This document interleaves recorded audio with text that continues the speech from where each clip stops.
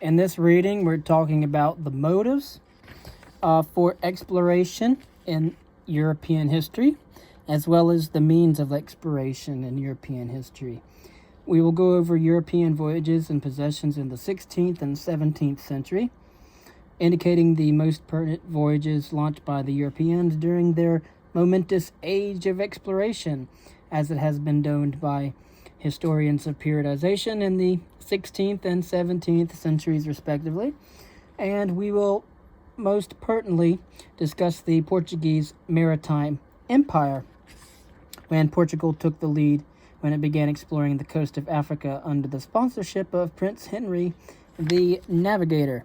We'll talk about the Portuguese in India, the search for spices, and then, of course, the Spanish, the English, and the Dutch, before discussing the conquest of the quote-unquote New World.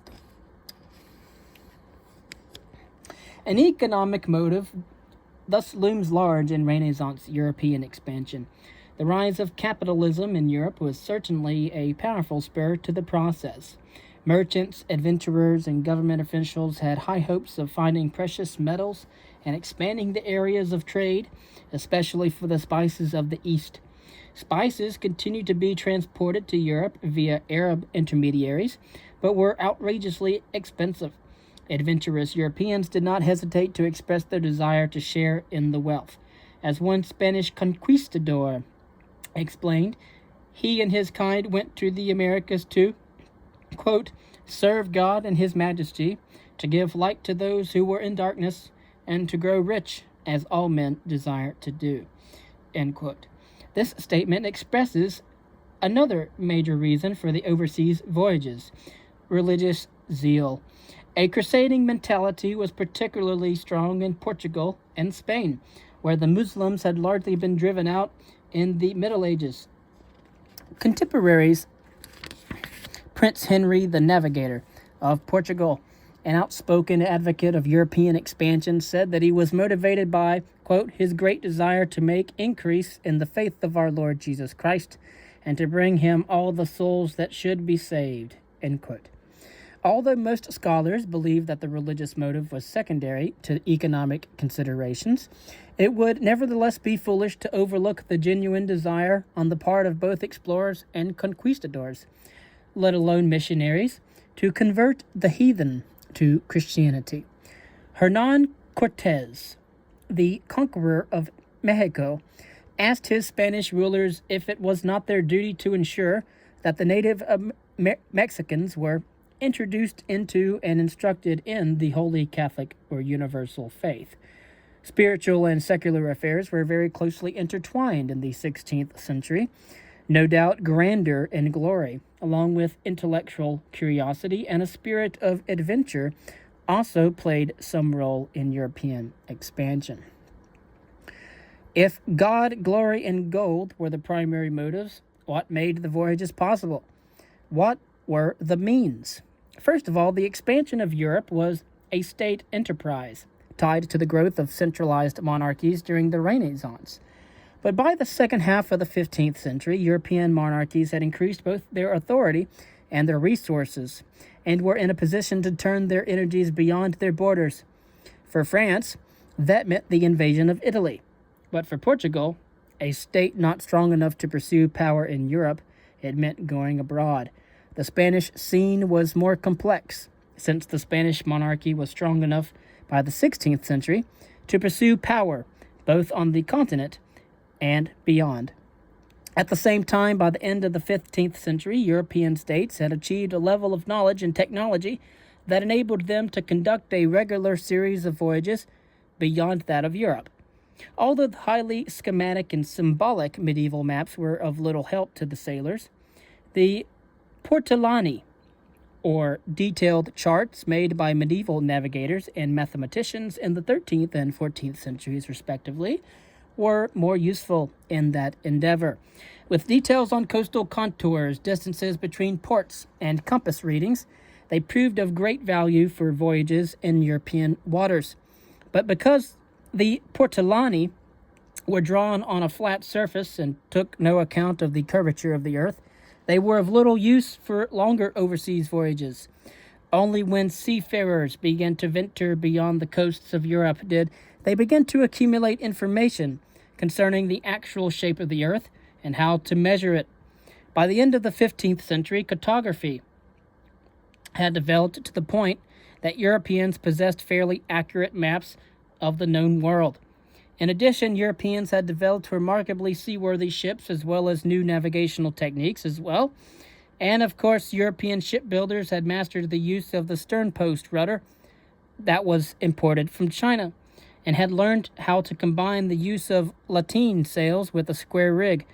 With these innovations, they could construct ships called caravels, which were mobile enough to sail against the wind and engage in naval warfare, and also large enough to be armed with heavy cannons and carry a substantial amount of goods over long distances.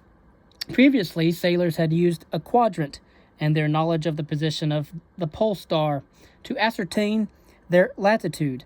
Below the equator, this technique was useless. Only with the assistance of new navigational aids such as the compass, also a Chinese invention, and the astrolabe, an astronomical instrument reportedly devised by Arab sailors, they were able to explore the high seas with confidence. And so the Portuguese were able to sail the open seas based on Chinese inventions as well as Arab inventions. A final spur to exploration was the growing knowledge of the wind patterns in the Atlantic Ocean. The first European fleets sailing southward along the coast of West Africa had found their efforts to return hindered by the strong winds that blew steadily from the north along the coast. And of course, we're talking about the trade winds. By the late 15th century, sailors had learned to tack out into the ocean, where they were able to catch westerly winds in the vicinity of the Azores that brought them back to the coast of Western Europe. Christopher Columbus used this technique in his voyages to the Americas, and others also relied on their new knowledge of the winds to round the continent of Africa in search of spices. And of course, we have the Spanish trading cities and routes, the Portuguese trading cities and routes, and of course other routes that were taken by independent trading cities as well. There's for the Portuguese expeditions, those done by Dias de Gama. Of course, Columbus's first voyage in 1492. His other three voyages after that, the voyages that were attended by Vespucci and Magellan de Cano as well.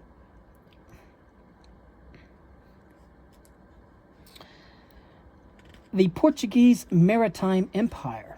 Portugal took the lead when it began exploring the coast of Africa under the sponsorship of Prince Henry the Navigator, 1394 to 1460. Henry the Navigator had three objectives: finding a Christian kingdom with which to ally against the Muslims, acquiring new trade opportunities for Portugal, and extending Christianity. And so first we see economic motives, and then we see religious zeal as the motives behind exploration. In the year 1419, he founded a school for navigators on the southwestern coast of Portugal. Shortly thereafter, Portuguese fleets began probing southward along the west coast of Africa in search of gold, which had for centuries been carried northward from south of the Atlas Mountains in central Morocco. In the year 1441, Portuguese ships reached the Senegal River, just north of Cape Verde. They found no gold, but brought some cargo home of black Africans, most of whom were sold as slaves to wealthy buyers elsewhere in Europe. Within a few years, however, about 1,000 slaves a year were shipped from the area back to Lisbon in Portugal. Although obtaining slaves had not been one of their original motives for exploring the west coast of Africa, the Portuguese had inadvertently found a way to circumvent the traditional trans-Saharan slave route from Central Africa to the Mediterranean. Continuing southward in 1471, the Portuguese discovered a new source of gold along the southern coast of the Hump of West Africa, an area that would henceforth be known to Europeans as the Gold Coast. A few years later, they established contact with the state of Congo, near the mouth of the Congo River in Central Africa, and with the inland state of Benin, north of the Gold Coast, to facilitate trade in gold, ivory, and slaves. Of course, not all slaves were brought back to Lisbon. Some were bartered to local merchants for gold. The Portuguese leased land from local rulers, and they built stone forts along the coast. Trade was slow to develop at first, of course, but because the Portuguese initially did not have many products that appealed to potential African buyers. Hearing reports of a route to India around the southern tip of Africa, Portuguese sea captains continued their probing. In the year 1487, Bartholomew Dias took advantage of westerly winds in the South Atlantic to round the Cape of Good Hope, but he feared a mutiny from his crew and returned home without continuing further. 10 years later, a fleet under the command of Vasco da Gama rounded the Cape of Good Hope and stopped at several ports controlled by Muslim merchants along the coast of East Africa, which included Kilwa and Mombasa. Then, after locating a Muslim navigator who was familiar with seafaring in the region, Vasco da Gama's fleet crossed the Arabian Sea and arrived off the port of Calcutta. On the southwestern coast of India on the 18th of May, 1498, the Portuguese crown had sponsored Vasco da Gama's voyage with the clear objective of destroying the Muslim monopoly over the spice trade, a monopoly that had been intensified by the Ottoman conquest of Constantinople in 1453. Remember, we talked about the Ottoman Turks and their conquest of the Byzantine Empire. Calicut was a major entrepot on the long route from the Spice Islands to the Mediterranean Sea, but the ill-informed Europeans believed that it was the source of the spices themselves. They had also heard that there was a Christian community in the area, supposedly established by the Apostle Thomas in the 1st century CE. The Portuguese did not find any Christians, however, but they did find spices, and although he lost 2 ships along the way, da Gama's remaining vessels returned to Europe with their holds filled with ginger and cinnamon, a cargo that earned the investors a profit of several thousand%. During the next years, the Portuguese set out to gain control of this spice trade. In 1510, Admiral Afonso de Albuquerque established his headquarters at Goa, on the western coast of India, south of present-day Mumbai, or Bombay. From there, the Portuguese raided Arab shippers, provoking the following comment from an Arab source, quote, "The Portuguese took about 7 vessels, killing those on board and making some prisoner. This was their first action. May God curse them," end quote. In the year 1511, Albuquerque attacked Malacca. And for Albuquerque, control of Malacca would serve 2 purposes. It could help destroy the Arab spice trade network by blocking passage through the Strait of Malacca, and it could also provide the Portuguese with a way station en route to the Spice Islands, known today as the Moluccas. After a short but bloody battle, the Portuguese seized the city and put the local Arab population to the sword. They then proceeded to erect the normal encounterments of the day, a fort, which was a factory of the sorts, a warehouse, and a church. From Malacca, the Portuguese launched expeditions farther east to China in the year 1514, and the Moluccas. There they signed a treaty with the local sultan for the purchase and export of cloves to the European market, and within a few years they had managed to seize control of the spice trade from Muslim traders and had garnered substantial profits for the Portuguese monarchy. We might ask the question, why were the Portuguese so successful? Basically, it was a matter of guns and seamanship. The first Portuguese fleet to arrive in Indian waters were relatively modest in size. It consisted of 3 ships and 20 guns, a force sufficient for self-defense and intimidation, but not so for serious military operations. 16th century Portuguese fleets were more heavily armed and also were more capable of inflicting severe defeats, if necessary, on local naval and land forces. The Portuguese by no means possessed a monopoly on the use of firearms and explosives, but their highly maneuverable light ships, enabled them to maintain their distance while bombarding the enemy with their powerful cannons. Such tactics gave them a military superiority over lightly armed rivals that they were able to exploit until the arrival of other European forces several decades later. Portugal's efforts to dominate the trade of the Indian Ocean never totally successful. The Portuguese lacked both the numbers and the wealth to overcome local resistance and colonize the Asian regions. Moreover, their massive investments in ships and labor for their empire, hundreds of ships and hundreds of thousands of workers in shipyards and overseas bases, proved to be extremely costly. Disease, shipwrecks, and battles took a heavy toll. The empire was simply too large, and Portugal too small to maintain it. And by the end of the 16th century, again we're talking about the end of the 1500s, the Portuguese were being severely challenged by several rivals. First came the Spanish. Queen Isabella of Spain had already signaled her intent to enter the competition in the year 1492, when she sponsored the voyage of Christopher Columbus into the Atlantic Ocean to sail the blue. In search of a westward route to two countries, the Treaty of Tordesillas divided the newly discovered world into separate Portuguese and Spanish spheres of influence. Thereafter, the route east around the Cape of Good Hope was reserved for the Portuguese, while the route across the Atlantic Ocean, except for the easternly part of South America, was assigned to Spain.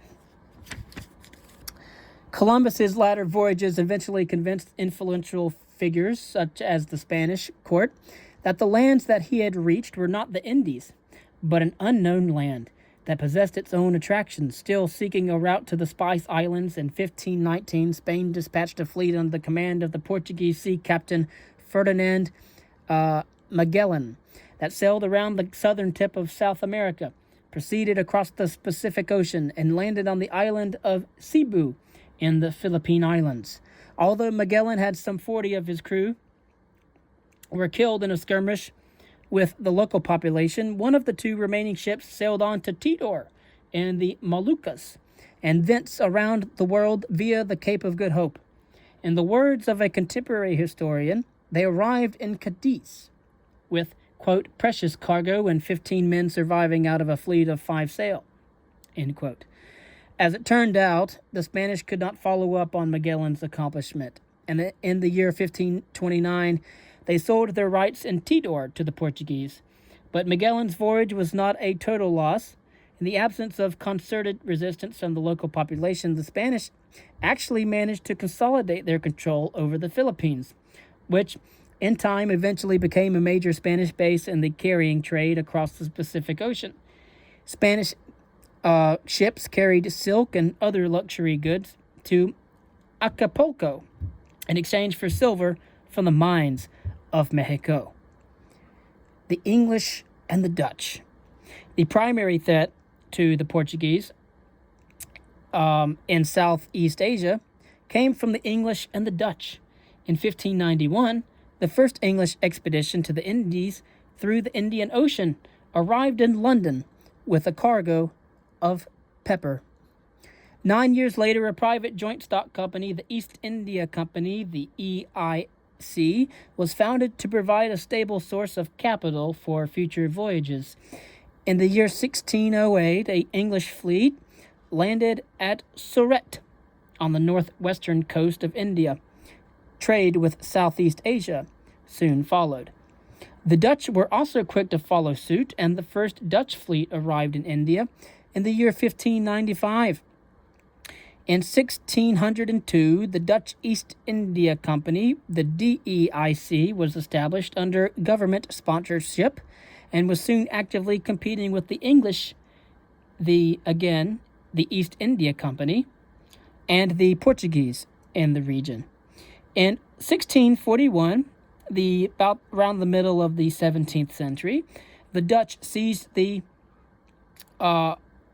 port of Malacca, one of the linchpins of Portugal's trading empire in Asia. Next, we'll talk about the conquest of the New World. For while the Portuguese were seeking access to the spice trade by sailing eastward through the Indian Ocean, the Spanish attempted to reach the same destination by sailing westward across the Atlantic Ocean. Although the Spanish came to overseas discovery and exploration later than the Portuguese, their greater resources enabled them to establish a far grander overseas empire.